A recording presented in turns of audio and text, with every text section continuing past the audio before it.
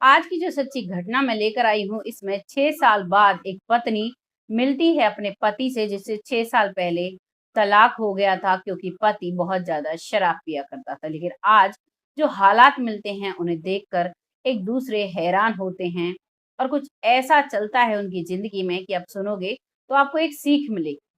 नमस्कार, मैं महक चौधरी लेकर आई हूँ आपके सामने एक सच्ची घटना। यहाँ पर एक लड़का ट्रेन में जा रहा था, व्यक्ति कह सकते हो आप उसको, जिसकी शादी हो गई थी, जिसका तलाक हो चुका था।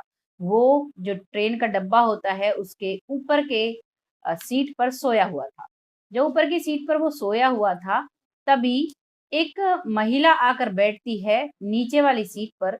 जब वो ऊपर से उसे देखता है, तो वो देखता है कि उसकी शक्ल उसकी पत्नी की जैसी लग रही थी, लेकिन दिखने में वो काफ़ी कमज़ोर लग रही थी क्योंकि जैसी वो 6 साल पहले थी, वो ऐसी बिल्कुल नहीं लग रही थी। लेकिन फिर भी वो उसे देखता है और उसे अपनी सीट से नीचे उतरता है। नीचे जो व्यक्ति बैठा हुआ था, उससे कहता है कि भैया आप ऊपर जाकर बैठ जाइए, और वो नीचे जब बैठता है, तो वो देखता है कि वो वाक़ई में उसकी पत्नी है। उसने सस्ती सी एक साड़ी पहन रखी है। तभी वो कहता है कि क्या तुम मुझे जानती हो? तभी वो कहती है, हाँ, क्यों नहीं? तो वो एक-दूसरे से मिलते हैं। लड़के का नाम होता है योगेश और लड़की का नाम होता है रागिनी। रागिनी उसकी पत्नी थी। अब जो एक-दूसरे से हाल-चाल पूछते हैं, तो लड़का पूछता है, आप कैसे हो? तो कहती है, मैं ठीक हूँ। अब तो मैं कमाने लगी हूँ 10,000 रुपए महीने, एक प्राइवेट स्कूल में जॉब करती हूँ, एक एज़ ए टीचर के पद पर। तो वो कहता है कि तुम कैसे हो? ऐसे तुमने क्यों किया? क्योंकि जब हमारा तुम्हारा तलाक हो रहा था, तो वकील ने कहा था कि तुम चाहो तो 30 लाख रुपए मुझसे ले सकती थी, शादी के एवज़ी में तलाक लेने के लिए, लेकिन तुमने एक भी रुपया नहीं लिया। क्यों ऐसा किया? आज तुम एक पूरे प्राइवेट स्कूल की मालकिन होती। इस बात को वो सुनती है, तो वो कहती है कि उस समय अगर मैं वो पैसे ले लेती, तो मेरा ज़मीर मुझे जीने नहीं देता। आज मैं अपना बहुत शांति से जीती हूँ, मुझे किसी भी चीज़ की कोई चिंता नहीं है। भले ही मैं कम कमाती हूँ, लेकिन मैं अब ज़िंदगी बहुत अच्छे से जी रही हूँ। तभी वो लड़का कहता है कि सब किया धरा मेरा ही है। तभी वो लड़की कहती है कि छोड़ो इन बातों को, पहले माँ जी का बताओ, माँ जी कैसी हैं? तभी वो कहता है कि माँ जी तो तुम्हें बहुत याद करती थी, वो तुम्हें याद करते-करते ही परलोक सिधार गई हैं, अब वो इस धरती पर नहीं है, वो हमारे बीच से जा चुकी हैं। इस बात को सुनकर वो बहुत परेशान हो जाती है। तभी वो लड़का पूछता है योगेश कि तुम कहाँ जा रही हो? तभी वो कहती है कि मेरी मम्मी बीमार है, हॉस्पिटल में है, मैं उसे देखने के लिए जा रही हूँ। और वो लड़के से पूछती है, तुम कहाँ जा रहे हो? तभी वो कहता है कि मुझे कुछ काम है, तो इसीलिए मैं भी जा रहा हूँ। वो दोनों उदयपुर जा रहे थे और दोनों ट्रेन में बैठे इन सब बातों को कर रहे थे। काफ़ी सारी बातें होती हैं, तभी एक कुल्फ़ी वाला आता है। तभी योगेश कहता है कि तुम्हारी कुल्फ़ी बहुत फ़ेवरेट थी, क्या तुम कुल्फ़ी खाओगी?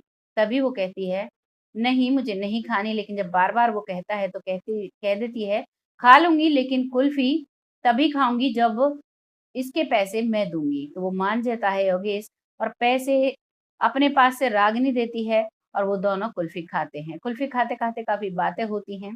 तभी रागिनी का स्टेशन आता है और वो कहता है कि तुम जा तो रही हो, कल वापस कब आओगी? तो वो कहती है, कल नहीं, मैं परसों आऊँगी और वापस मैं सुबह 8 बजे वाली ट्रेन से जाऊँगी। तभी वो कहता है कि मैं तुम्हारे लिए टिकट कटवा लूँगा, दोनों साथ चलेंगे, मैं भी परसों ही जाऊँगा। तभी वो कहती है कि नहीं, मेरा इंतज़ार मत करना, मुझे आने में वक़्त लग जाएगा। तब भी वो चुप रहता है और दोनों अपनी-अपनी डेस्टिनेशन पर पहुँच जाते हैं, अपनी-अपनी जगह पर जाते हैं।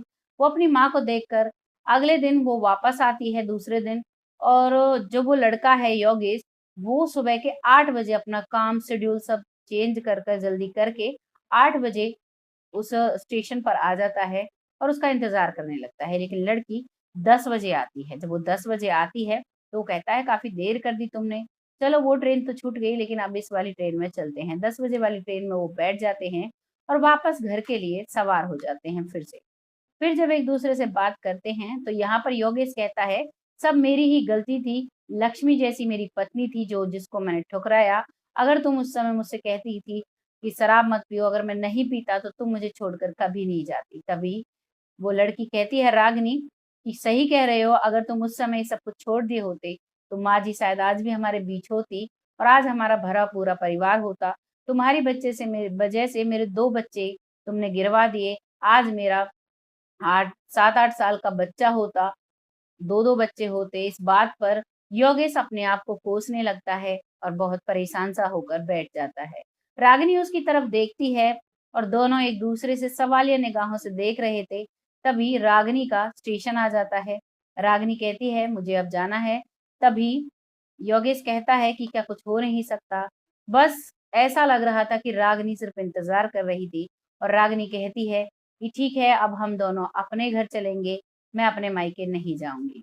दोनों एक साथ जाते हैं और योगेश के घर जाते हैं। योगेश का घर बहुत अच्छे से रागिनी बसाती है। दोनों एक दूसरे के साथ प्यार से रहते हैं। ये कहानी मैं आपके सामने सिर्फ इसलिए लेकर आई हूँ कि आपको कुछ जागरूक हो सकें आप लोग, क्योंकि ज्यादातर लड़कियां लड़के जल्दबाजी में ऐसे फैसले ले लेते हैं, शादी जैसे पवित्र बंधन को पल में तोड़ देते हैं। यहाँ पर सारी गलती लड़के की थी, तलाक की वजह, लेकिन आज लड़के को ही अक्ल आई। दोनों में से किसी ने भी 6 साल तक शादी नहीं की, एक दूसरे से इतना प्यार करते थे और आज वो एक दूसरे के साथ हैं। वीडियो अगर जरा भी अच्छा लगा है, कुछ भी आपको सीख मिली है, वो बात अपनी कमेंट बॉक्स में जरूर लिखें। बहुत जल्द फिर आती हूँ ऐसी एक सच्ची घटना के साथ। तब तक के लिए जय हिंद, जय भारत।